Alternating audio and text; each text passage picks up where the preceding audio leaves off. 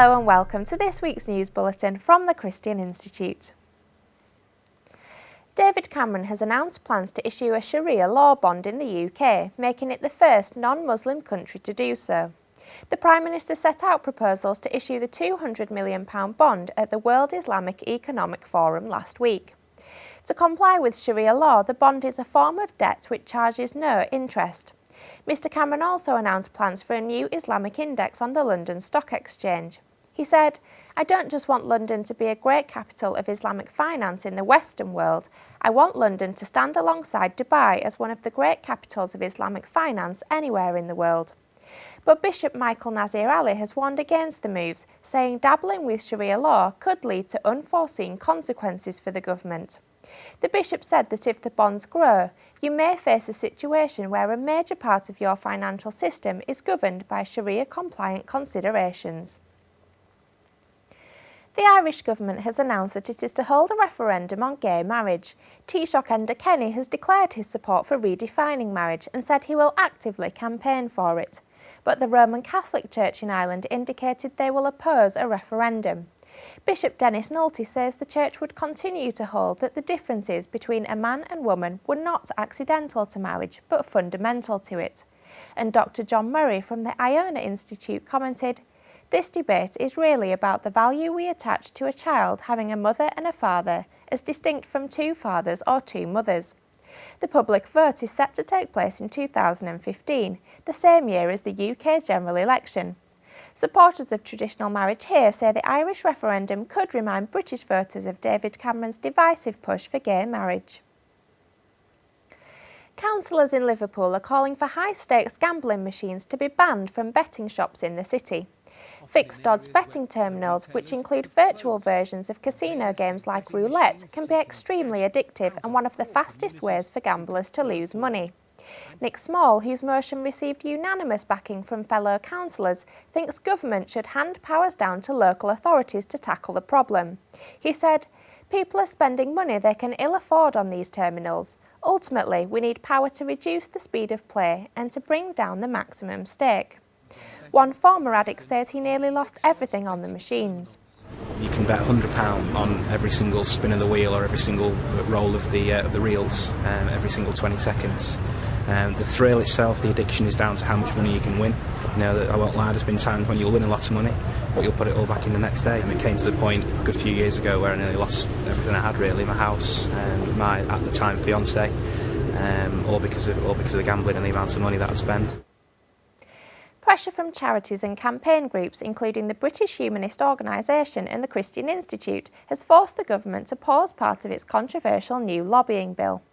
The bill would place severe restrictions on organisations and groups who want to fully engage in public debate during the run-up to a general election. The delay was highlighted on BBC's This Week programme when former Home Secretary Alan Johnson was asked for his political moment of the week. And this week, on Wednesday, the much derided lobbying bill was pulled. Now, the lobbying bill's managed to unite the Christian Institute with the Humanist Society, its United League Against Cruel Sports with the Countryside Alliance. They paused it for 6 weeks.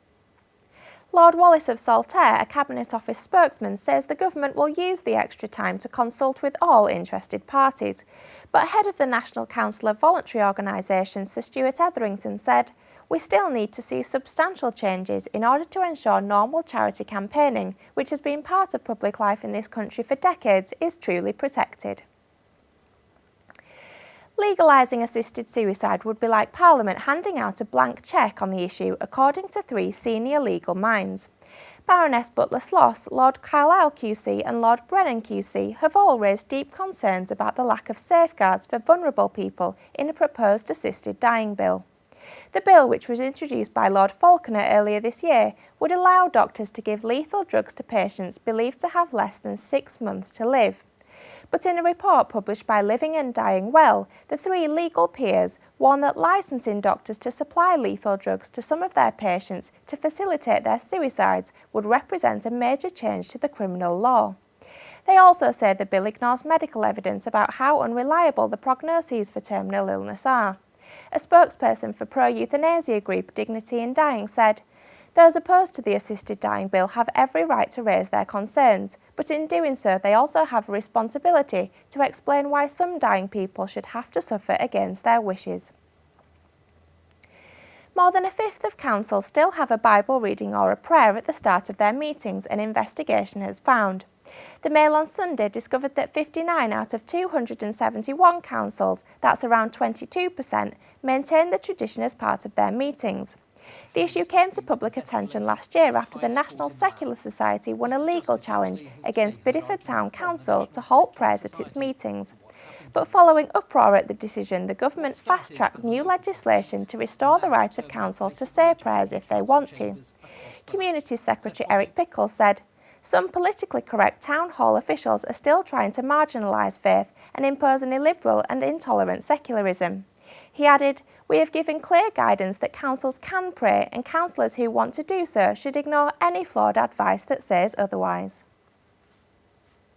And finally, a campaign has been launched to encourage people to send real Christmas cards this year. Ethical retailer Tradecraft has launched the campaign to counter the increasing numbers of people who send e-cards through social media sites like Facebook and Twitter. There's also a concern that in moving to e-cards, charities that rely on real card sales will suffer. The Bishop of Hertford, the Right Reverend Paul Bayes, is backing the campaign and thinks e-cards can be impersonal and cold. He said, "Something has been lost by the trend to either send no cards or e-cards or a group email, so why not write cards and deliver some of them yourself? Because it's not just the card, but it's that one-to-one connection, pastorally. It's such a gift to the giver as well as to the receiver." Well, that's all for this week. For more information and regular updates on all of our stories, plus much more, visit our website at christian.org.uk. Until next time, goodbye.